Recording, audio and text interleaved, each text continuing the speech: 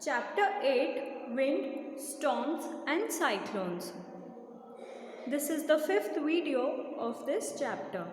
In the previous video, we have discussed about how wind currents are generated and also about polar regions and equator. In this video, we will take up thunderstorms and cyclones. ये दोनों topics connected हैं, इसलिए हम थोड़ा सा recall कर लेते हैं। पहले हमने पढ़ा था कि इक्वेटर के आसपास वाले रीजन में सबसे ज़्यादा गर्मी होती है क्योंकि वहाँ पर सन रेज डायरेक्टली आती हैं, तो वहाँ की एयर भी कैसी होगी, हॉट। और जब हवा गर्म होती है तब वो ऊपर की तरफ उड़ती है, तो जो इक्वेटर के आसपास वाला रीजन है वहाँ की गर्म हवा अपवर्ड्स फ्लो करेगी और जो पोलर रीजन्स में कोल्ड विंड है वो उस हॉट विंड की जगह ऑक्यूपाई करेगी।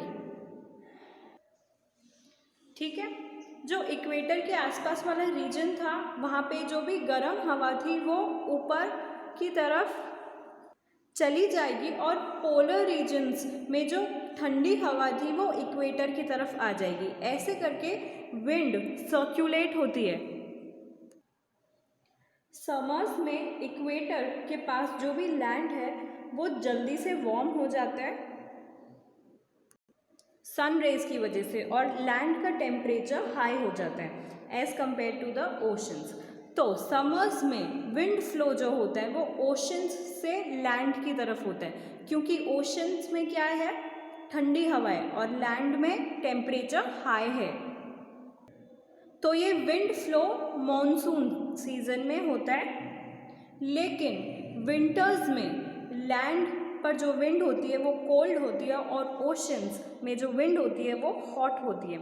इसीलिए ओशंस में जो हवा है वो ऊपर की तरफ उड़ेगी और लैंड की जो हवा है वो उस हवा को ऑक्यूपाई कर लेगी, उस जगह को। तो विंटर्स में विंड फ्लो कैसे होता है, लैंड टू ओशंस। अच्छा, एक और इम्पॉर्टेंट पॉइंट है कि ओशंस की जो विंड फ्लो होती है उसमें जो एयर है वो अपने साथ वाटर भी कैरी करती है, इस वजह से रेन होती है। ये सब वाटर साइकिल का पार्ट है। लेकिन रेन जो है, जो बारिश है, वो हमेशा अच्छे नहीं होती, वो कभी कभी प्रॉब्लम्स भी क्रिएट कर सकती है। उसके दो सिचुएशंस लिए हैं हमने, एक है थंडरस्टॉर्म्स और एक है cyclones. Thunderstorms develop in hot, humid and tropical areas like India very frequently. The rising temperatures produce strong upward rising winds. These winds carry water droplets upwards, where they freeze and fall down again.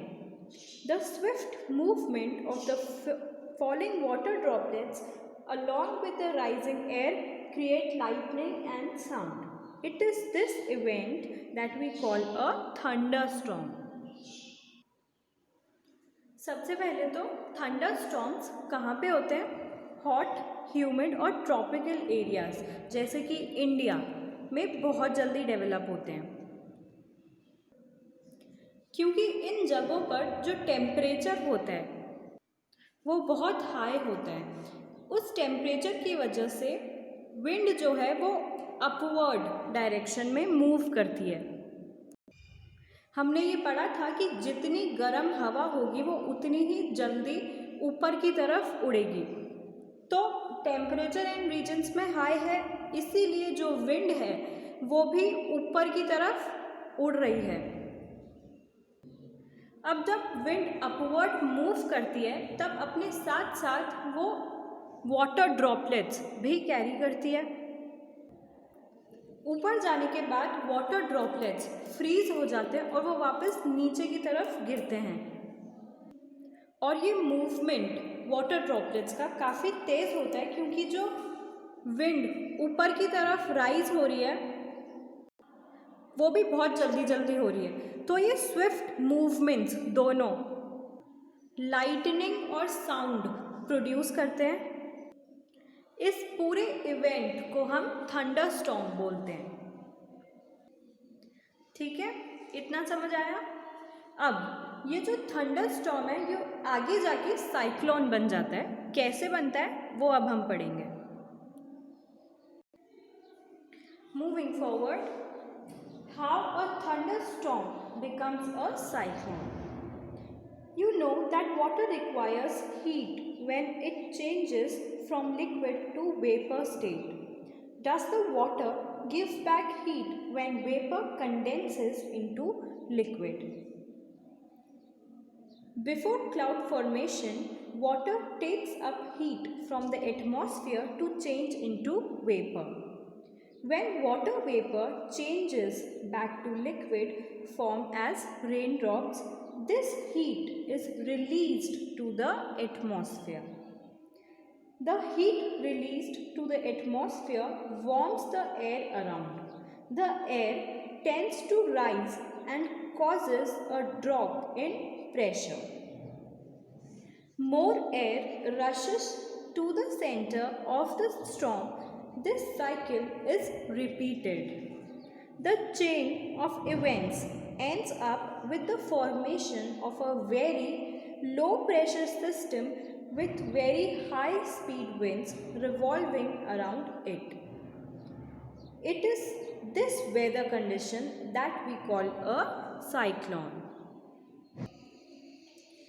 आपको ये पता है कि जब water को अपना state change करना होता है लिक्विड से गैसेस फॉर्म में, तो उसको हीट चाहिए होता है। इसको समझने के लिए मैंने एक डायग्राम बनाया है यहाँ पे, जिसमें हमारे पास एक कंटेनर है और एक वाटर है। अब ये ऐसे के ऐसे रखा है, तो ना तो वाटर वेपर बनेगा, इवेपोरेट नहीं होगा, लेकिन अगर हम उस पानी को गर्म करें, उसको हीट प्रोवाइड करें, तो वाटर वेपर बन जाएगा। तो वाटर ने अपना स्टेट चेंज कर लिया लिक्विड से गैसेस फॉर्म में, लेकिन स्टेट चेंज करने के लिए उसको हीट की ज़रूरत पड़ी। ऐसे ही वाटर साइकिल की प्रोसेस जब आपने पढ़ी थी, तो आपने ये पढ़ा था कि वाटर जो होता है वो क्लाउड फॉर्मेशन के लिए पहले एटमॉस्फेयर से हीट लेता है, फिर वेपर यानी कि गैसेस फॉर्म में चेंज होता है। यहाँ जो क्वेश्चन पूछा है वो ये है कि जब वाटर ने वेपर में कन्वर्ट होने के लिए हीट ली एटमॉस्फेयर से, तो क्या वो हीट वापस एटमॉस्फेयर में रिलीज होती है? तो इसका आंसर आप ये लिखोगे कि क्लाउड फॉर्मेशन की प्रोसेस के पहले वाटर ने जितनी भी एटमॉस्फेयर से हीट ली है वो वापस एटमॉस्फेयर में चली जाएगी, रेन ड्रॉप्स के साथ एटमॉस्फेयर में रिलीज हो जाएगी। अब ऑब्वियसली जो हीट एटमॉस्फेयर में वापस से रिलीज हुई है वो अपने आसपास की एयर को भी गर्म कर देगी। The heat released to the atmosphere warms the air around. This air tends to rise and causes a drop in pressure. Air जो होती है ना उसको सेंटर स्पेस चाहिए होती है हमेशा। तो ये जो एयर है जो ऊपर की तरफ उड़ रही है वो सेंटर में आ जाएगी स्टॉर्म के, और ये साइकिल रिपीट होती रहेगी। इस वेदर कंडीशन को हम साइक्लोन बोलते हैं। मोर air rushes to the center of the storm. This cycle is repeated.